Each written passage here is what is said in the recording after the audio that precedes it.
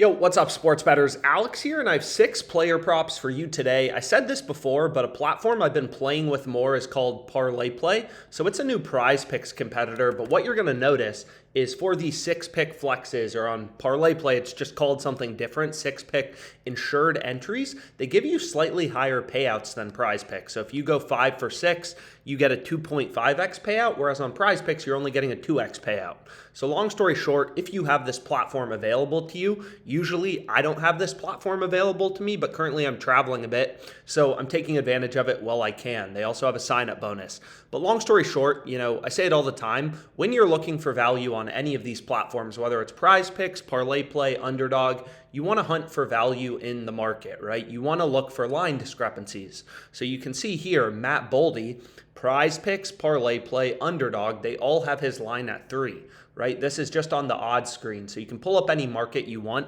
I currently have NHL player shot on goals pulled up. So like for Matt Boldy, all the books have his line at 3. There's no discrepancies in the market. There's no value. We don't want to touch it with a 10-foot pole, right? Whereas for Matt Zuccarello, Parlay Play has his line at 2, whereas Underdog and Prize Picks have his line higher at 2.5. Right? So it seems like Parlay Play is too low. And again, this platform works basically exactly like Prize Picks. Right? Their 6-pick insured entry is basically just a prize pick 6 flex with higher payouts. So long story short, a good play that you may want to include, a data-driven play that you can find with this odds screen is seeing, hey, Parlay Play, they're too low. We have 2 other data points, the 2 other fantasy sites, Prize Picks and Underdog, they have the line at 2.5. Parlay Play's at 2, we should probably take the over on Parlay Play, right? So that's an example of how I use this tool, the OddsJam odds screen, to find value in the market, right? I'm looking for discrepancies between these different fantasy sites, No House Advantage, Prize Picks, Parlay Play, Underdog, whatever. Right here, all of them have the line at 3 for JT Miller. There's no value in the market. We don't want to touch this with a 10-foot pole. For Juso Valkameli, whoever this guy is, all the sports books, all the fantasy sites have his line at 1.5. There's no value in the market. Don't touch this play. Right? But anyways, let's get into another interesting insight about these fantasy platforms. And I say this all the time, but it's so important to consider. Is prize picks, they're not changing your payouts based on the picks you're selecting, right? You could take all unders, you could switch these to all overs, you're always getting the same payout, right? These are fixed payout platforms. Parlay Play, prize picks, all these platforms. Right? It doesn't matter what picks you select. You could take golf picks, you could take unders or overs. So all you're trying to do when you're playing on Parlay Play is find plays that have the highest probability of winning. So the first pick I ended up going with is right here. In Flyers Blackhawks, 1.71% profit margin is Kevin Hayes under 2.5 shots on goal. Right? So I took his under 2.5 shots on goal. And you may be like, okay, Alex, why does this play have value? Well, take a look at all the sports books. Pinnacle Sportsbook, sharpest sportsbook in the world. They have the under at minus 134. Bet Online, another really sharp sportsbook. They have the under at minus 143. Bovada, minus 135. So you have all these data points, right? These sportsbooks have invested hundreds of millions of dollars in their ability to set lines, and they're all saying the same thing.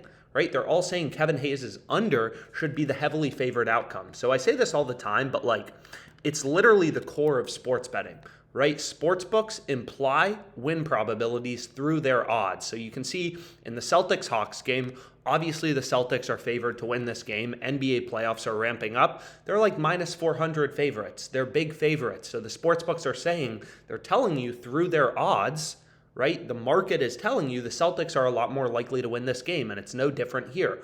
All the sports books are telling us the same thing. Kevin Hayes is a lot more likely to go under as opposed to over. So again, this is a great play to include on Parlay Play, or if you could have gotten it on Prize Picks, it's not on Prize Picks, right? This play isn't on Prize Picks. Or it is on Prize Picks, but you'd rather play it on Parlay Play because again, Parlay Play gives you higher payouts. So if you had to pick between playing on Parlay Play or Prize Picks, I don't care if you think Prize Picks is a cooler platform, right? If you want to make money, you should be playing on the platform that pays you more, right? This is about making money. This isn't about anything else. So long story short, this is a great player prop to include Kevin Hayes under 2.5 shots on goal. Literally just following the data, right? OddsJam is scanning. If we go back to Parlay Play, so OddsJam is scanning all of these lines, right? It's tens of thousands of lines on Underdog, Parlay Play, tens of thousands of lines on Prize Picks, Underdog, all the sports books to show you these few rare betting opportunities, right? Out of the tens of thousands of lines on parlay play, most of these plays are not profitable, right? Most of them, 99% of the plays on parlay play are not profitable. You're looking for the few hints of gold, those few spots, those few hints of gold where sportsbooks have an under, really heavily favored, and you can still get that in your parlay play entry. Because again, parlay play, they're not changing your payouts based on you selecting overs or unders. So all you have to do on parlay play to be profitable long term is win over 53.22% of your picks. It's really that simple, right? I literally broke down all the math. I'll include the spreadsheet in the description, but if you're hitting 54% of your picks, your ROI is going to be 7.16%. So if you can select your over-unders correctly at a rate of 54%, so you're getting 54% right, 46% wrong, your ROI is going to be 7.16%. Seems pretty good, right? A 7.16% ROI seems pretty good. Whereas if you're hitting your plays only 52% of the time, so if you can still be better than 50%, your ROI would be negative. So all that matters is finding spots where sportsbooks have an under really heavily favored or an over to around minus 140 odds, right? So you can see for Kevin Hayes, OddsJam literally just scans the market and shows you all the plays that the sportsbooks have the under heavily favored, and that player prop is winning over 53.22% of the time. And then I just follow the data and I pair them together, right? So Kevin Hayes, we obviously want to take his under. So I'll go ahead, I'll flip over to my entries right here, and then we can take a look at it. So you can see Kevin Hayes under 2.5 shots on goal. First player prop I went with, Royce O'Neal, over 4.5 rebounds. Why did we go with it? Did I, watch some highlight reel of Royce O'Neal? No, right? I'm following the data. All the sportsbooks have his over heavily favored. Matt's under 2.5 shots on goal. Sometimes there's more plays in the NBA. Sometimes there's more value in the MLB. Sometimes there's more value in the NHL. You can see here's a play available on prizepicks. It's not on parlay play. Right? So you want as many platforms as possible. I say this all the time, but as a sharp bettor, more sportsbooks means more profitable betting opportunities, means more money in your pocket. So you should sign up for, and I don't say this for any reason other than, is it more time intensive to sign up for more sportsbooks? For sure. But are you going to make more money? Yes. And the reason is because all these books set lines independently, right? And sometimes parlay play, they're the platform that's screwing up more in a given day, whereas sometimes it's prizepicks.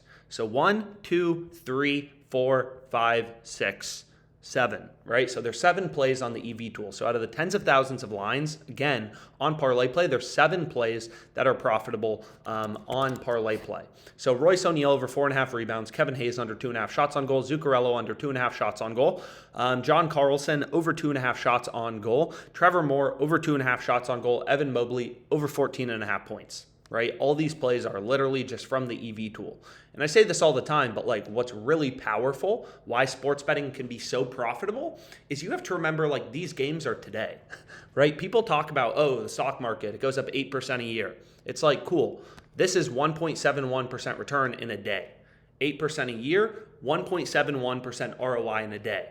I say it all the time, but if you could earn just a 1% profit margin betting on the MLB, right? Just a 1% profit margin. If you had a 1% edge or ROI over the sports books, a 1% return, there's 162 games in the regular season, right? So you'd have an 162% return over the course of the season if you can just have a 1% edge when you're betting on the MLB. So the fact that sports betting returns are daily is really powerful.